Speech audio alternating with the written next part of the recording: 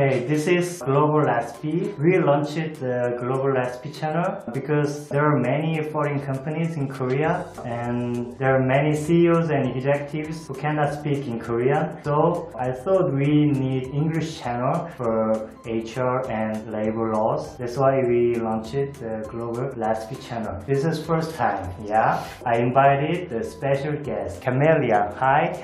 Hello everyone. Hello. Yeah, could you introduce yourself? Yes. Hello everyone, my name is Camelia, I'm from Morocco and I've been living in Korea for almost 5 years now. I'm pursuing a PhD in finance at Sungkyunkwan University here in Seoul. Okay, Camelia, welcome. First question is this. How do you think about the recent Korean recruiting market? Yeah, I think the recruitment market for foreigners, especially here in Korea, is very strict, I think. It's very narrow, so a lot of foreigners cannot apply to any job. They really need to apply for jobs that are specific to their education and their degree, and they also only can apply for jobs where they need foreigners. So for example, marketing jobs or communication jobs, sales jobs are the most easily found here for foreigners, and other jobs like in finance or engineering might be a little bit difficult depending on the needs of the firm you're looking for. In Korea, many Korean companies prefer to recruit Koreans compared to foreigners, right? Yes, especially if they don't see a real use for a foreign talent, if they don't have a market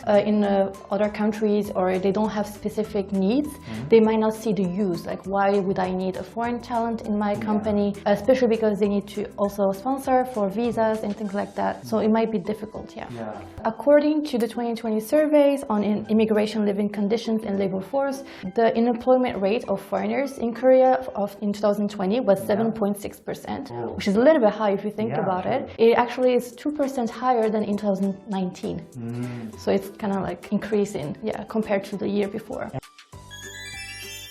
And is there any difference between Korean and foreign recruiting system? Yeah, the differences between the recruitment system in Korea compared to at least my country is that there isn't this huge employment campaign that is held every year where for example, that Samsung is going to recruit in this month every year and that everyone prepares specifically for that.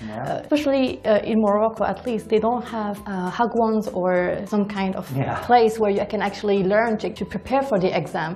It's not as well, I would say, put together as in Korea. There's more transparency in how the recruitment happens in Korea compared to maybe other countries. Yeah, and one interesting fact that I actually remembered is that in Korea, a lot of companies don't discriminate against your major. So for example, even if you want to work in Samsung or in a bank, you can apply regardless of what you studied at university. But in other countries, maybe also especially in Morocco, that's not the case. You really need to be an engineer if you want to work in a specific construction company. I think a major-related recruiting system is very good. But it's weird for Korean companies not to do that, right? I can see why. Because they want to give opportunities to everyone. So even if your major is, for example, in literature or in English, you can still apply for a lot of office jobs. But I think in other countries there might be more restrictions. But Korean companies also do in the technical or skillful field. Right? Yes, that's true. Okay, then is there any pros and cons for a foreigner to get a job in Korea? Well, I'll start with the pros. Well, the first thing is that Korean companies are very well acknowledged abroad. So if you have experience here, it's a good opportunity for you to go somewhere else later on, and people will understand the value of what you learned here in Korea, because it's a good market to learn a lot of skills.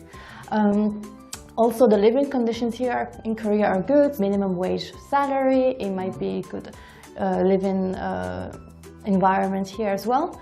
Now the cons actually would be just first integration, like the Korean culture, how you're going to integrate with your team, especially if you don't speak Korean well, that might be an issue because there is a strict barrier for that. People expect you to speak very well Korean, especially if you work in a bigger Korean company, not just a foreign company. So that's also important to know.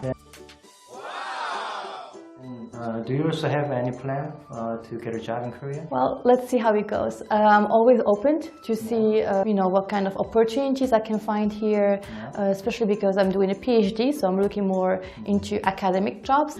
But of course, I'm open to see what kind of other opportunities. Okay, I think you're smart and talented and fully qualified, so I think you're enough to get a job in Korea.